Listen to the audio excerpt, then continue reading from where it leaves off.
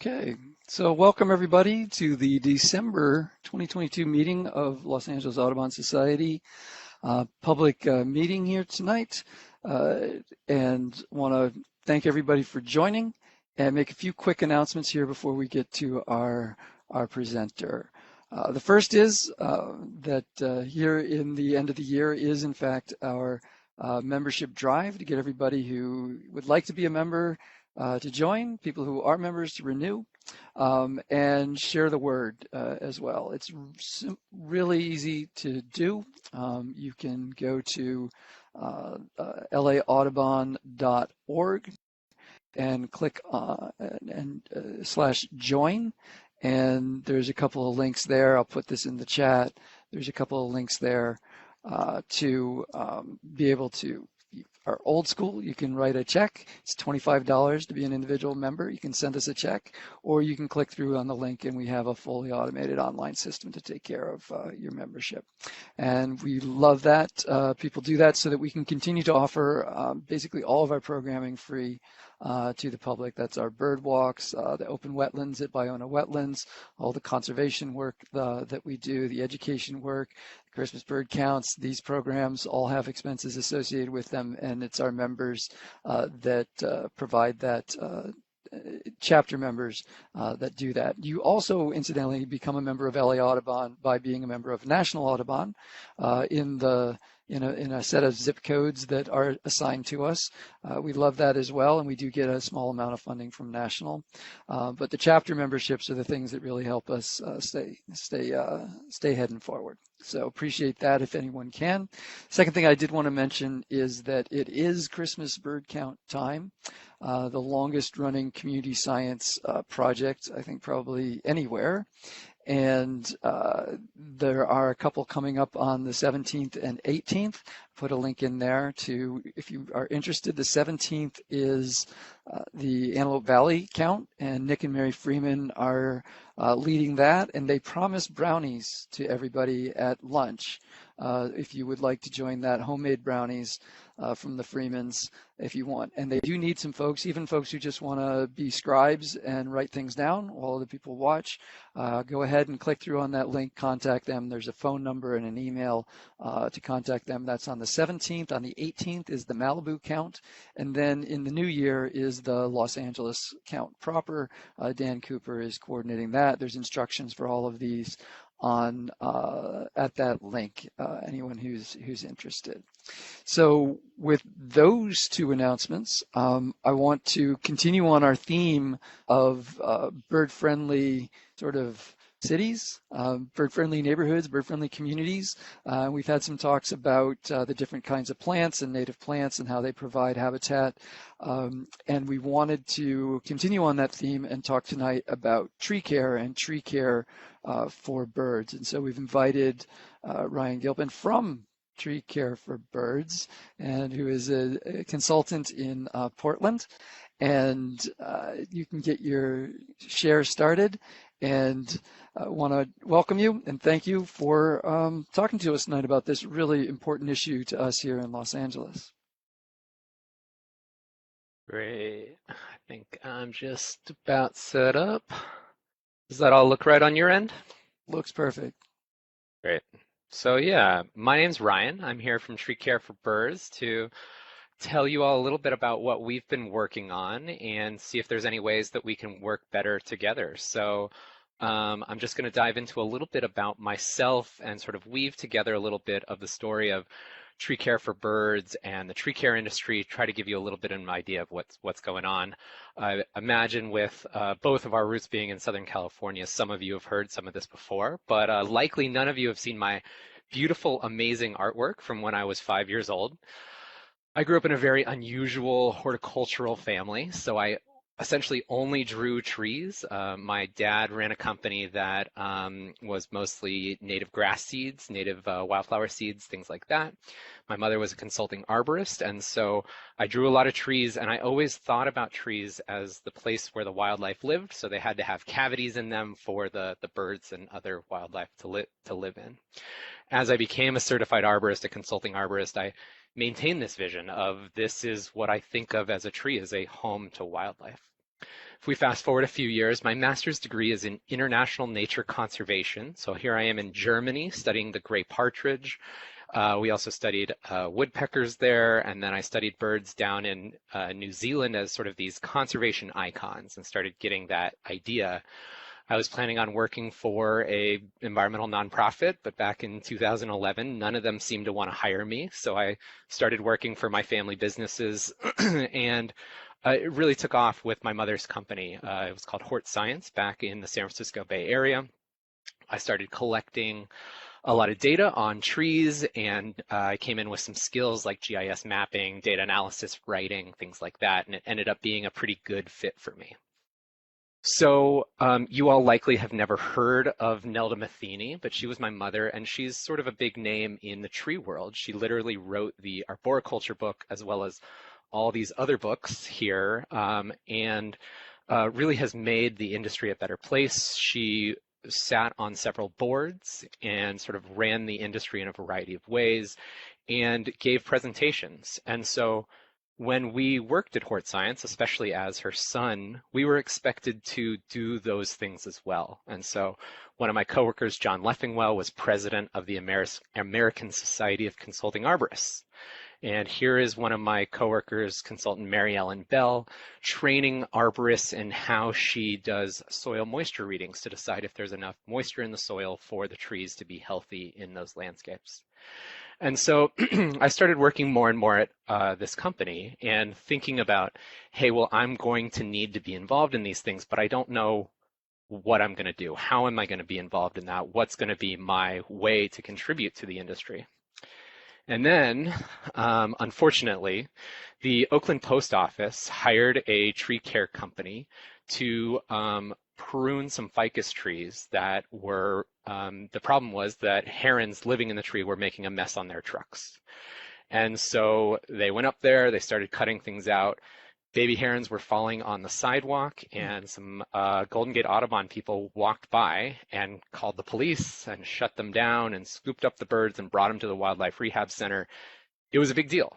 And the U.S. Fish and Wildlife Service investigated and ended up not charging the crew that did this because they all of the birds recovered and the crew offered to pay. They were like, we didn't know this was a problem, you know, let us make this right. And it ended up being sort of an okay story. I was living pretty close there. I was living in Berkeley at the time, so I went and checked out. This is the ficus tree that this happened in, pretty close to Lake Merritt in sort of downtown Oakland. And the first thing you notice is there is whitewash all over the place. And then there's like birds squawking and flying around. There must have been 30 birds, 30 herons in this tree. And all of a sudden, this clicked on me. I was like, hey, it wasn't that they didn't notice these birds. They didn't notice these nests. It was that they didn't know that it was a bad idea to go into these trees with chainsaws. What's going on here? And so I started asking around. I started asking to my fellow arborists. This was back 2014, 2015, somewhere around there. What do you know about the Migratory Bird Treaty Act?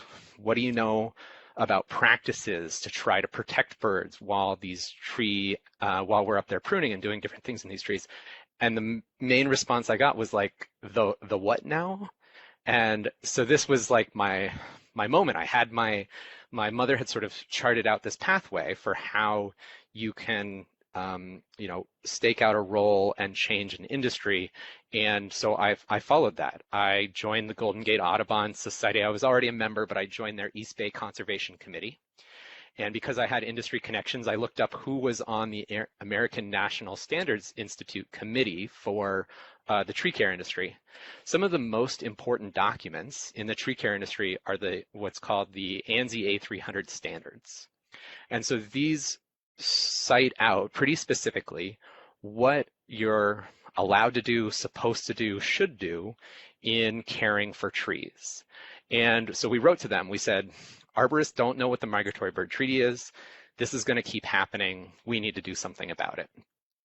And then almost the same thing happened in Southern California.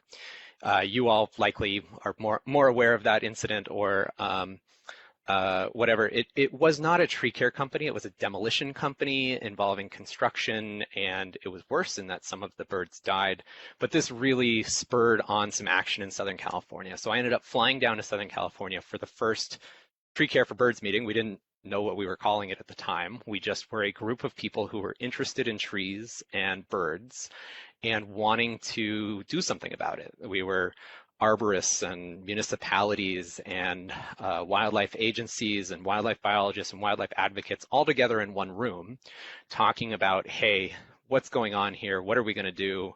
What can we sort of agree on? And so we came up with 4 things that we agreed on pretty quickly. And they were that tree care workers generally wanted to act responsibly, but they weren't really sure how to do it. They didn't have a lot of guidance. The Migratory Bird Treaty Act and other laws, in particular in California, there are several other laws, were largely unknown to workers, and that was really putting them at a lot of risk, both for fines and sort of legal risk, and for public perception risk that the industry probably does not have a great public perception, and we could do a lot to improve that. It seems pretty clear that average tree care, like pruning and removal, has the ability to impact and harm wildlife, in particular nesting wildlife, because they're stationary and reliant and very vulnerable at that time in their life.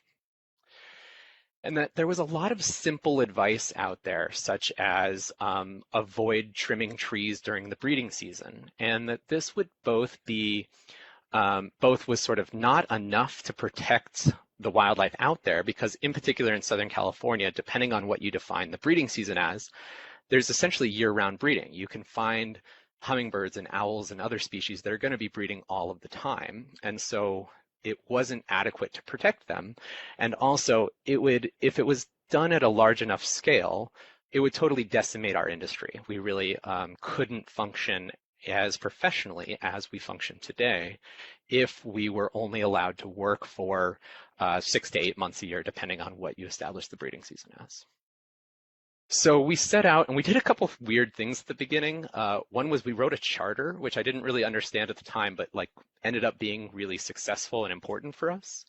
And we spent quite a bit of time deciding on our geographic scale. It went from Southern California to international, and we eventually settled on California as where the first bite that we were going to try to take out of this. So we kept meeting. We started going to conferences and talking to people, different events. We started writing all sorts of different documents. We created a website and a social media presence and all sorts of different things. We have a lot of resources out there. And the one that I worked the most on, and is maybe the center of what we were really focused on, is these best management practices. So at some point during this process, I realized that I was limited in my ability to be effective on this project by my bird knowledge. And so I set out to learn more about birds. And so California Academy partners with Golden Gate Audubon with the Master Birding course. It's a year-long course. I met a lot of amazing people, and we would go out and go birding once a month with classes and all sorts of different interactions. We had to bounce ideas off of each other and do all these great things. And that was an important part of me being an effective part of this team. And it got a little bit out of control, where now everywhere I go, we're going to Guatemala tomorrow. My wife's Guatemalan, and we're trying to negotiate with our birding guide, if there's any dates that they can take us out down in Guatemala, where the birds are amazing. Here you can see all of the places that I've birded in California. I lived in Berkeley, so most of them are sort of centered around that area. I volunteered in a wildlife rehabilitation center. I lead bird walks in the Portland area once a month, and in the Bay Area before that. And we did a bicycle big day. Thomas and I got 100 species of birds on bicycle all around the Portland area, which was super fun. We raised a few $100s, I think a little over $1,000 or something, for the Columbia Slough Watershed Council, which is one of the organizations that we support up here. So enough about me. Back to the industry. So things have been changing. And in the last edition of the ANSI A300 standards, so the pruning and the risk standards both list the Migratory Bird Treaty Act and the Endangered Species Act as laws that arborists need to know about in order to effectively do their job. The next sort of like level of documentation, and in terms of important documents in our industry, are the ISA BMPs, best management practices. And so the International Society of Arboriculture is a really large organization. This morning I had a presentation. There's a virtual conference going on right now, and I think 600 people attended a talk that I was on this morning, something like that. International in scale, I think there's 80 chapters all over the world. So we're in the Western chapter here, or you all are in the Western chapter. I'm in the Pacific Northwest chapter up here. But the Western chapter is California, Arizona, Nevada, and Hawaii. And there's these chapters sort of all over the world representing International Society of Arboriculture. And one of the great things they do is they put out these best management practices.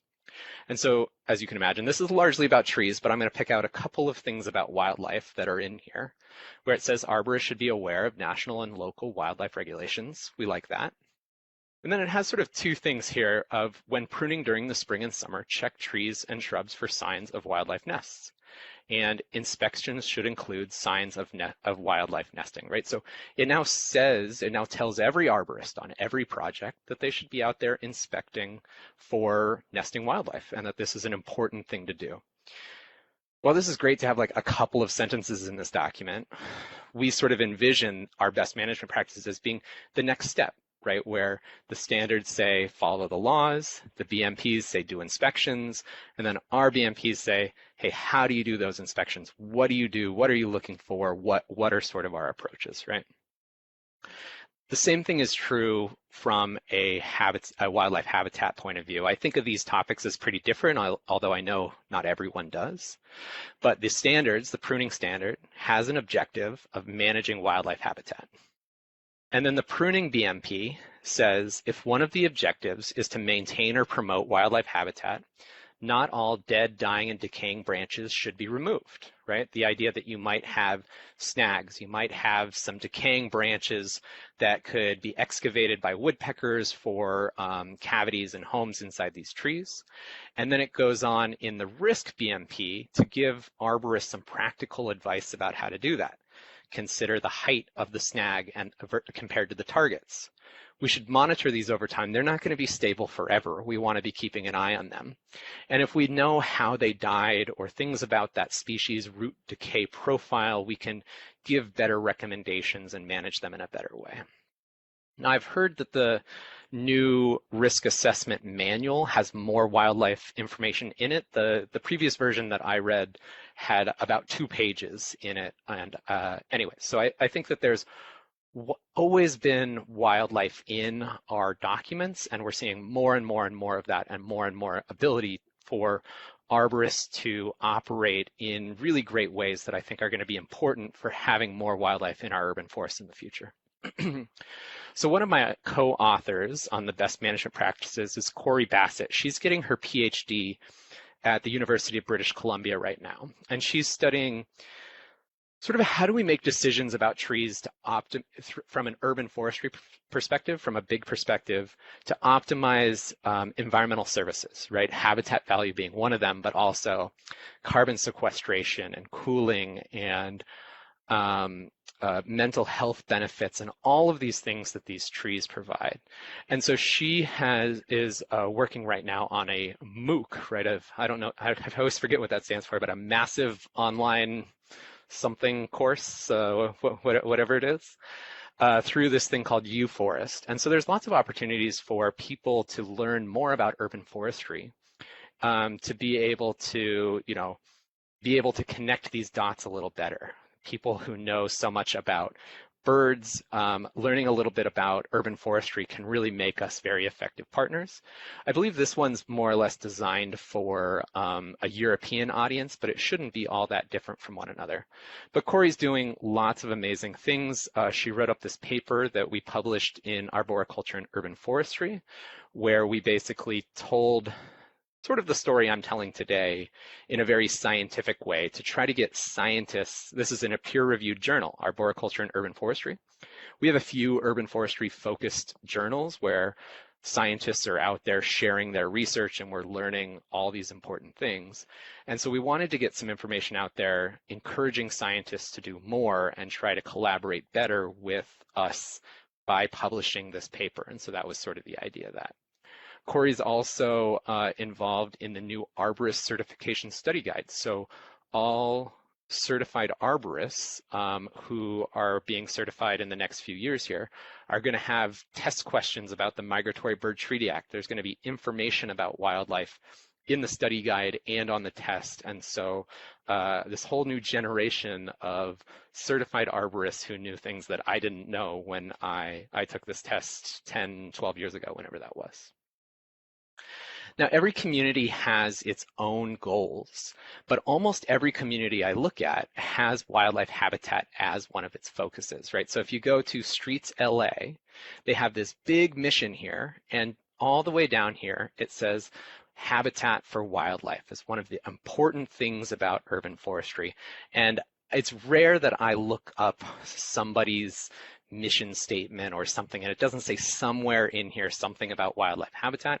This is something our cities are focused in and something that we can help nudge them along and help them focus on it a little bit more. But generally speaking, this is on urban foresters' radar, something that has changed a lot in the last 10 years. So similarly, the town of Los Gatos, which is up in the Bay Area, and I see this in other places as well, on their tree removal permit application, asks you to identify any birds living in the tree. And so this is designed not to be like another layer of regulation necessarily, anything they're doing on their end. They're trying to help arborists, help homeowners who are removing trees abide by the Migratory Bird Treaty Act by saying, hey, if there's birds living in this tree, it's illegal to remove that tree. You might think about doing something else, and we won't issue this permit during the breeding season if you're doing this or something like that, right? So a lot of communities are interested in helping people navigate and understand these laws and their sort of obligations. So as I said, Tree Care for Birds was just this group of people that got together. And a few years ago, one of the biggest, most important things for us was we became an official program of the Western chapter of the International Society of Arboriculture. And this was big news for us. It solved a lot of problems we had in terms of our legitimacy and our audience and all these things. And it created one really big problem for me of how was I going to write some best management practices that not only applied to California, but a tropical island of Hawaii and the mountains of Reno and the desert of Phoenix. And so anyways, we took our best management practices and we converted them to a new version in which we kept the main body really general so that hopefully the main part of the best management practices applies not only to the Western chapter, but to the US, maybe the world, maybe significant portions of the world anyways. And then there are appendices for different areas. So California is pretty focused on laws and regulation because we have a lot of specific state laws in California, whereas Arizona is a little bit different, and Hawaii is very focused on endangered species because there's 2 endangered species that really sort of dictate a lot of the tree care practices there that doesn't happen in a lot of the other places where really the Migratory Bird Treaty Act is sort of the main focus, and our main efforts is this sort of plethora of birds that come through your city or live in your city that you should be aware of, right? So we've changed our focus a little bit once these came out. The California version's been out a long time. The bigger version's been out for a little while, to training. And we've always been focused on an education component. But in the last year, so in 2022, I ran 7 workshops up and down the West Coast. So I did one in, let's try to get all these right, Victoria, British Columbia, Spokane, Washington, Tacoma, Washington, Portland, Oregon, San Francisco Bay Area, LA, and Prescott, Arizona. So that's 8. And so here we are in Prescott, and for better or worse, the red-tailed hawk that the wildlife rehabilitators brought like 8 birds with them. They totally stole the show. It was amazing to go to have them walk around the rooms with all these birds. And there was actually like a pest seminar happening in the room next to us. And after they heard the birds were here, they all crowded around the back. I should have gotten a photo of everyone crowding in our room to check this one out. We did one in Griffith Park, and so had some great co-presenters there with me. Here's Courtney teaching arborists about wildlife, about some of the practices super relevant to the LA area. One thing that we always do is we bring in some local expertise and try to get them involved. Here we are in Spokane, where Brian French is really one of the people who have been installing a lot of wildlife habitat snags in the Portland area. And here were some Spokane Audubon ladies who were really excited about these snags and wanting to have more wildlife habitat in their community. And so Brian shows the actual cuts that he uses to do these coronet tops and do things like that to be able to have arborists sort of spread more of this option throughout our urban forests. Okay, Travis, as I warned you, we have some crossroads and some decisions to make here. So this is a good time for anyone to open it up to questions for a minute. I'm going to take a drink of water. We're going to relax for a second. The two main options are, we could talk about what's in the BMPs, or what's a snag and how do I get one, or answer questions and take this anywhere you want from here. So what would you like to do? How are we going to do this? Well, great. Well, let's open this question up. I will say, incidentally, that Cara Donahue was a board member of LA Audubon, a past board member, and has worked with you there. So nice seeing her name there. So here we can do a vote. Two ways we could do this in the chat. Those of you, if you can open up the chat on the right-hand side, if you move your mouse around, there should be a thing at the top that says chat. And type in whether you want BMPs or snag. And then we can tally those up. Or if anyone would like to ask a question at this point, go ahead and unmute and just hop in. So we've got 3 for BMPs so far. So great. Well, we know which way we're leaning. Anyone have any questions that we want to dive into something for a minute here while we got a break?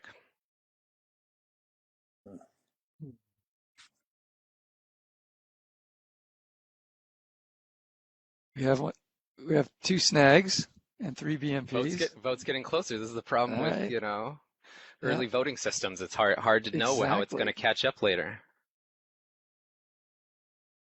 And incidentally, we also have a person watching over on Facebook. You can put in the comment there if you'd like a BMP or snag, and we'll register that as well. Travis, when are the polls closing? That's what I want to know. I don't know. I think so far you probably ought to talk about what's in the BMPs, but you have to mention the snag at the end. All right, we'll try to do a little bit of a quick version through both. So we'll see how it goes. And thanks for mentioning Cara's name, one of my all-time favorite people, and most important person in making the BMPs happen. Without question, we would not be where we are today without her guidance and experience. Yeah. And so, yes, and of course, we should have defined these better so everyone knew what they were voting on. Best management practices are BMPs, best management practice, and a snag is a dead tree that is still standing. Is that a safe enough, broad enough definition? Yeah, and we might add to it, generally done for the benefit of wildlife habitat. Yeah, or in this context. All right, so we have a few more BMP votes coming in. Okay, well, we're doing BMPs. Here we go. Okay, let's do BMPs. And jump in whenever, Travis, and give me a heads up about time and all those things. Just let me know. So if you go to treecareforbirds.com, you click resources, BMPs and handouts, and click this little icon right here. You can download for free the best management practices. They're available to everyone all the time from our website. If it says Western Chapter ISA Appendices or a date in 2022 or has a yellow stripe, you're probably using the most recent version. We publish these out, as we make updates. We just sort of update them on on the website, and lots of people download and have older versions that they can now update with the newer ones. The first thing that the BMPs ask arborists to do is to have contact information for a wildlife biologist and a wildlife rehab center. If you go to the Tree Care for Birds website, we have lists of wildlife biologists, certainly not all of them. You can definitely find more, use your contacts. And the state of California has a list of wildlife rehabilitation centers. They're normally pretty easy to find. I suspect most of you know your wildlife centers in the area. We tell arborists these are important contacts to have ahead of time for if they do have an emergency, they have that on that phone number ready. Then we tell arborists to think about the breeding season, right? So this is from the city of Portland, so it's a little bit different than what exactly we're going to talk about, but I just really like this visual nature of how they've done this here, and I want to create something like this myself, but until I do, I'm going to show their version of it, and I'll just show you that I use some data from Santa Clara County, their breeding bird atlas, to make this graphic, showing, I think, two things. When we define the breeding season from February 1st to August 31st, that's what we use in the best management practices, but it's not sort of clear that that's what we should do. Should I pause here for a second for question? It Okay, might have just let me been know. an open mic, yeah. Yep, let me know if you want to jump in. Absolutely. But I will jump in right here and say, Do it. because we have a breeding bird atlas, we have all those dates and the safe dates and whatnot already defined for LA. Yeah, so you could refine your dates more specifically. Cara Donahue says February 1st to August 31st is what she uses, and so that's what we're using in California, and likely is pretty good for LA because she's not too far from you all. So I think that there's two key here, right, of we can define the breeding season sort of as we want for different purposes, but we've defined it February 1st to August 31st for good reason, right? A lot of the breeding activity happens in that period. We really want to be aware and careful in April, May, June, and July, right? That's when a lot of this is happening.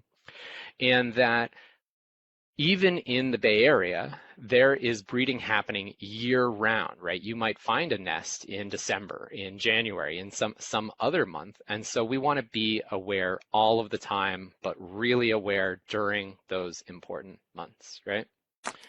Now, a lot of sort of practices or procedures have stopped here, and we decided to get a little more complicated than that. And I think that we've done it successfully. I think that this is an important element to it, but it doesn't make it a little complicated and harder to use. And that's thinking about the value of the habitat in the area we're working.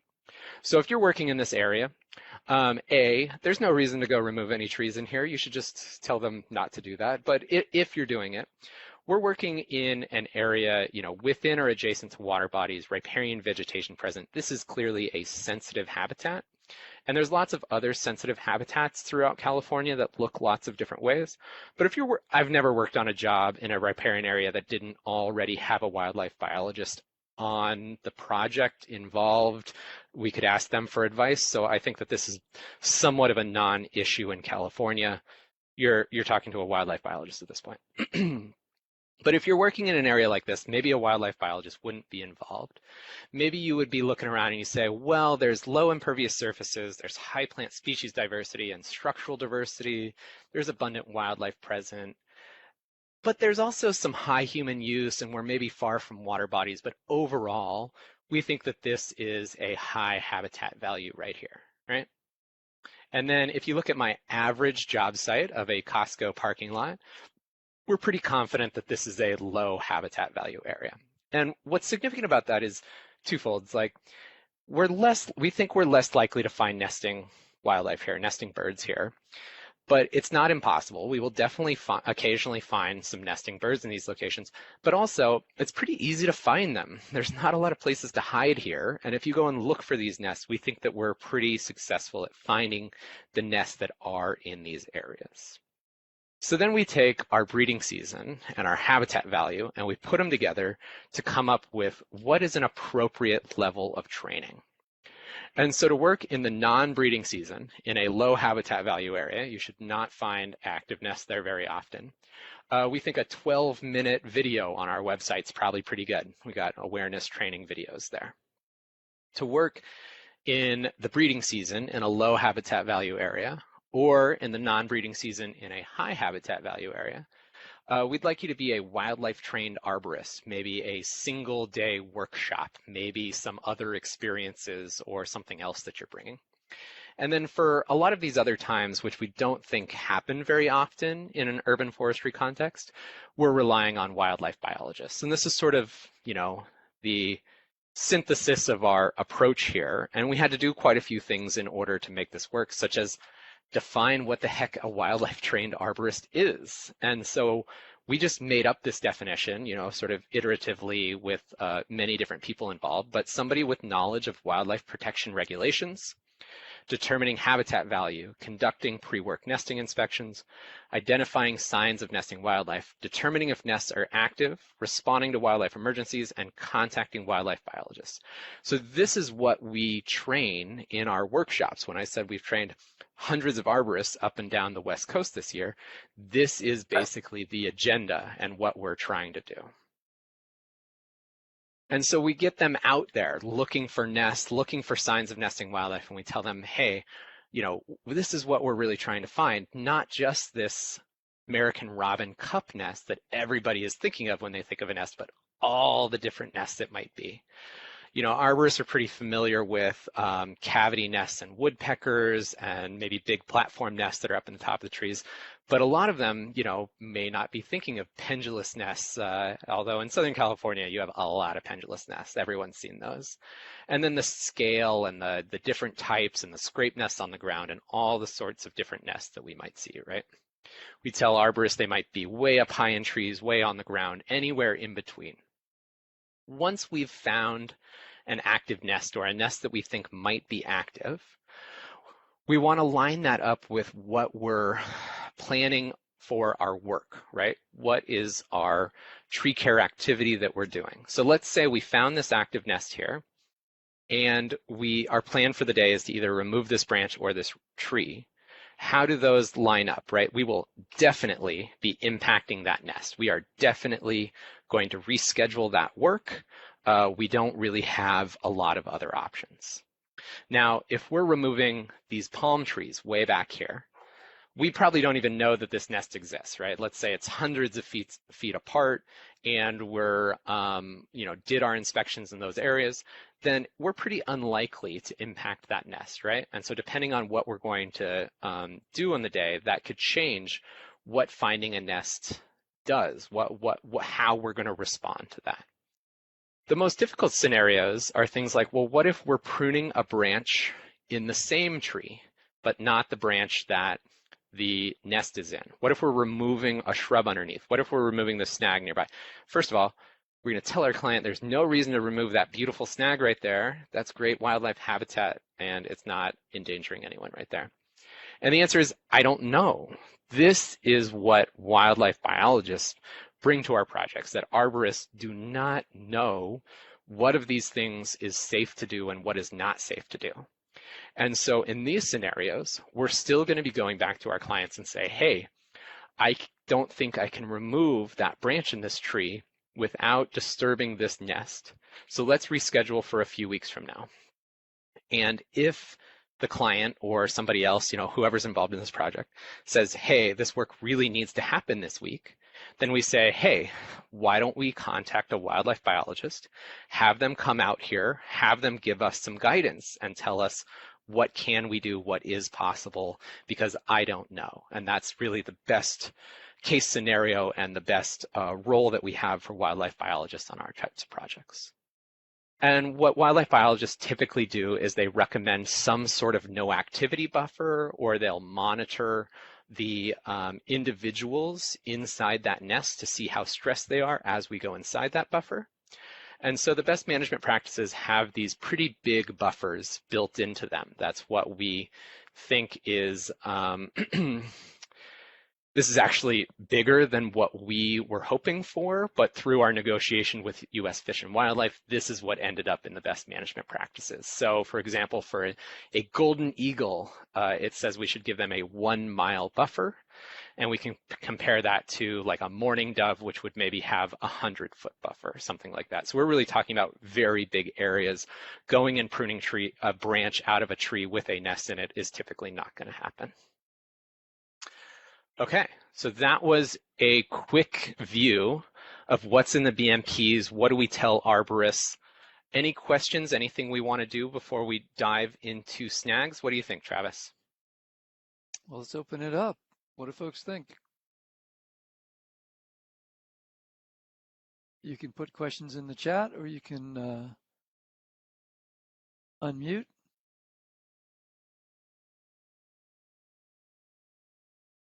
I'm curious about how many practicing arborists you think are actually following these BMPs. That is a fantastic question.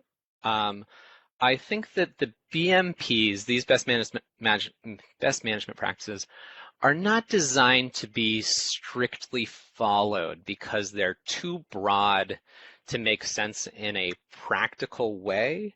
And I think lots of arborists have read these, have gone through our trainings, have gotten little elements of this and have incorporated that into their practice. So I would say that a huge number of arborists have sort of improved their practices a little bit, and very few are following this like strictly to the letter of the law in a way that that I sort of just laid it out, if that makes sense.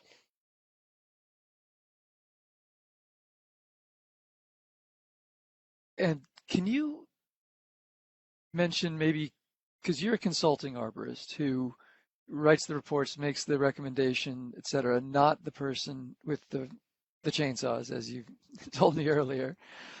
What is the sort of mix of consulting arborists versus, say, certified arborists, who are the folks who are probably out there in the trees or supervising the people in the trees, who are getting trained? And also, what is that mix kind of in the professional world? How many consulting arborists out there sort of sharing the wisdom for how many firms are out climbing trees? Yeah, it depends a little bit on how you define consulting arborist. And so I'd say we're a pretty narrow group, and that the tree care industry of people with saws and doing management is much bigger. And then there's sort of a whole urban forestry side, right, of like actual city street tree management and things like that, and there's some blurry lines in between those. Yeah, so there's no question that our main goal at Tree Care for Birds is always to get our messages to the people who are holding the saws, because they are making difficult decisions. Not that their bosses and planners and other people are not making difficult decisions, but I think that that's always been our focus. And so we have several videos and resources built in Spanish. We have several Spanish speakers in our group. My Spanish is okay. I dabble in it a little bit, but mostly I leave that to others to sort of interact in all facets of the community of the tree care industry that we can sort of get this knowledge out to. And so I do think that that is a known limitation of, I think how we often talk about it is when you have training events, the people who are most interested in going to those trainings are the people who are already often following best practices and things like that. Mm-hmm. And so we do quite a bit to try to get to other parts of the industry through many of the other sorts of events that typically I wouldn't go to, right, in the sort of professional dynamic that I'm in, and to make this information as broadly available to everyone.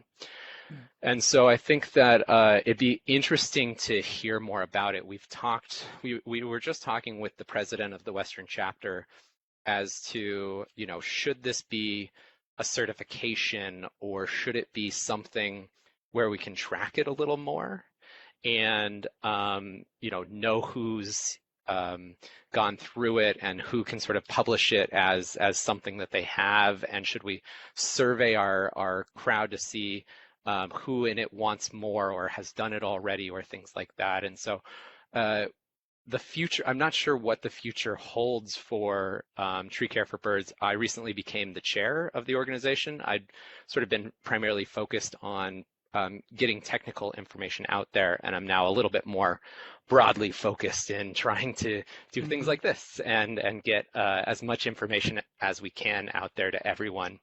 But I do think that your organization and people like you can do a lot too in recognizing that not everyone in the industry has this training and knowledge, but many do. And so when you're reaching out to people for tree care, finding certified arborists who stay up to date on the training, who have Hmm. taken these workshops and doing these things, they are available in the Los Angeles area. And we would like to hopefully they're getting a lot of requests for those sorts Yeah. of So, so, things, and so we're sort of building momentum for more and more training like this. so along those lines, we have in the chat a question that's come in. It says, where can we get a list of educated tree care specialists in the various tree trimming businesses in West LA, for example? Yeah, we've debated a lot of this in the list is so long, and there's actually multiple different organizations who are doing this sort of training. So how would we about putting together that list and doing that? So I'll say you can just contact me, and I'll put my If you, email up again, and I'll okay. help figure that out. We're in the process of figuring out if there's a good way to put together a list on our website and make that publicly available to everyone.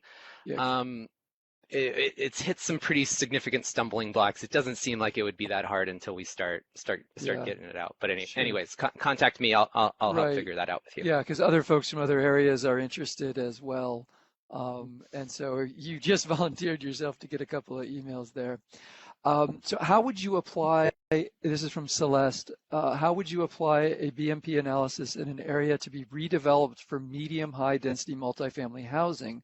We're facing the elimination of trees for hardscape. How would you present this issue to a developer?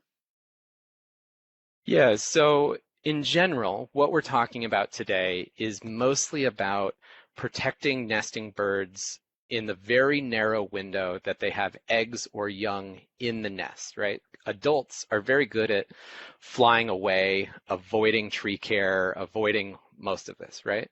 And so a lot of times I think people reached out to Golden Gate Audubon Conservation Committees several times with there's a development happening, there must be nesting birds. Let's stop and shut down that development. And we kept responding with, it's really would only slow it down. It would be like we could delay it for a month and then Yeah. they remove all the trees in the non-breeding season and then whatever. So in terms of a conservation sort of fighting against development thing, nothing in what we have here is very effective for that. And um, that's not really what our goal was when we set out to do this. Right. This is about if you have a compliance, but also if you have clients who want to do it right. And this is where I think we have the great bully pulpit. And you probably saw the chat again from Celeste saying send a list or links, put it on an HOA website. That would be really helpful for people to reward those firms that are training their folks and can, when they have a client who wants to do it right, to be able to do it right. So, but you should, we have a little time here, but maybe you can give us 5 minutes on snags just so we don't feel like we missed that. Absolutely. All right, are we back to my screen here? Yes. Okay, so I'm going to start in a little bit of a weird way by saying Portland is the city of snags in a lot of ways. We in the Pacific Northwest, I was shocked by how many snags there are up here when I moved from California or when I came and visited before then. The Backyard Habitat Program is run through Portland Audubon and the Columbia Land Trust. I actually just got off of a Backyard Habitat Program call just a little bit ago before I got on this. And there are over 9,000 properties enrolled, I think over 10,000 now, and over 2,000 acres. The scale that this is happening in Portland is ridiculous in terms of how much more habitat they have created and sort of encouraged in the greater Portland area. And you can earn points in a whole variety of ways. But down here, I'm going to point out snags and nurse logs, right?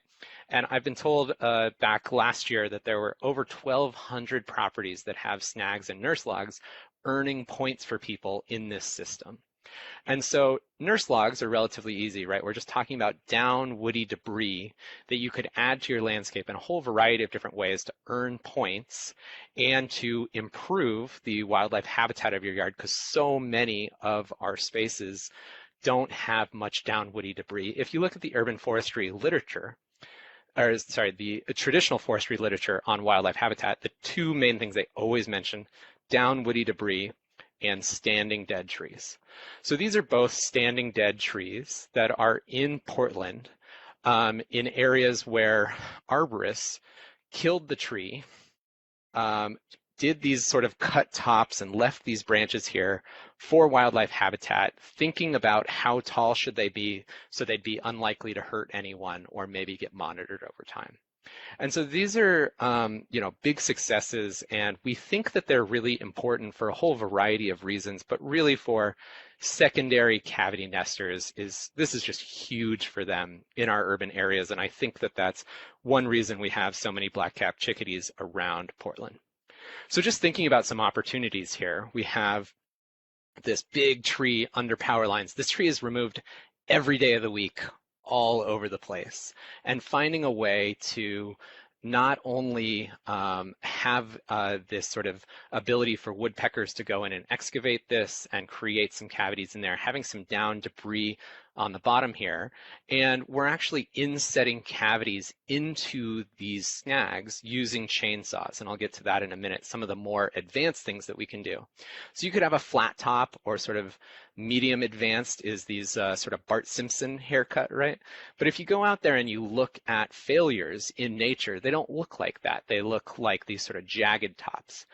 And so arborists are using their saws to sort of recreate this, mimic it, both for aesthetic purposes and to try to drive decay down into this to soften it up so that the woodpeckers can get in and there can just be sort of more biodiversity in there. So here we are in Spokane, Washington, like I said, where Brian is showing physically how he holds the saw to make all of these cuts, and I showed this little photo of the Audubons. This is called a coronet cut, where we soften the top so that more decay can get in, and for sort of aesthetic purposes. And so just a couple of other sort of examples here. I'm going to skip ahead to see here we have a snag where we have put a nest box on the outside. But we've stolen some ideas from some traditional forestry. Basically, the red cockaded woodpecker did not go extinct because of this idea, because they realized you could go and cut out these cavities and create artificial woodpecker cavities that were great for secondary cavity nesters. And so Brian's even done this, I think this was in Malaysia, where one of the hornbills needed this really, really specific shape and like natural cavity and all of these things.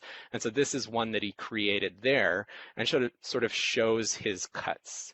And so every species is so specific. And so one thing that I really like is that we've gone sort of backwards here, where in order to recreate some of these cavities for these secondary nesters, we're going to these allaboutbirdhouses.com list and getting all of the information from there of how to make a fake cavity act more like a real cavity. And so anyways, I think there's lots of great information out there.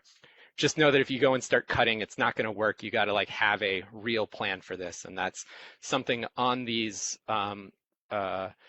training workshops that we did in the Pacific Northwest. We spend a lot of time on is this sort of snag component and how could arborists do that better. I'll just say that Southern California in particular is sort of needs all the trees that it can get. So killing a tree is sometimes a hard thing, and that opportunities to keep dead trees are somewhat limited because people are often so worried about the safety component of it. There are arborists out there who are interested in doing this and think that there are no clients who want them. So if you want them, I'll help you find an arborist who's willing to do this with you, and I'll be super excited about it. Great question coming in on that from Mindy Mann. In Los Angeles, the hillsides, the fire department requires we remove all dry debris and dead trees. How do we deal with educating them? Yeah, this was a big issue at the American Society of Consulting Arborists conference I was just at. We were talking about fire risk and hurricane risk and this like intersection of like cities and other agencies sort of over-regulating trees and like forcing us to remove them, right? I'm not sure there's a solid answer to that, except that um, a snag in a dry hillside right next to your house, they are right. You should not do that. And we should be thinking through where these snags are. Just because a tree died does not mean it's the right opportunity to create a snag. It needs to be the right sort of fire regime. It needs to be the right, not like hanging over a street, like a busy street, right? We need to be thinking all the way through this. And I think there's always lots of options and ways to go about this. Lots of fire agencies right now are saying, drawing this like firm line in the sand. Sometimes they back off when you say that you have what you think is a reasonable plan. But if it's, right next to your house, 10 feet from your house, probably not a good idea, depending on what else is going on around you. Yeah. So go ahead and pop more questions in the chat or unmute. In the chat also we have Ryan's email address for those of you tracking down list of arborists. We have a question, does LA have a backyard habitat group? There is no LA specific habitat certification right now. There is the National Wildlife Federation National Backyard Habitat Certification. We have actually discussed it a little bit internally at LA Audubon as something that might be worth looking into if there's a lot of interest as a way to focus on, basically we have a pretty built out territory here. How do we make sure that we keep the birds that are here happy and the breeding ones continuing to breed? So that's appreciate that question. Anyone else have questions? Yeah. Yeah, and I'll just say the scale is amazing. So there are 2 full-time dedicated staff members, one at Audubon and one at Columbia Land Trust, just for this program, and then a bunch of technicians and other people. It's an impressive operation. It did not get built overnight. No.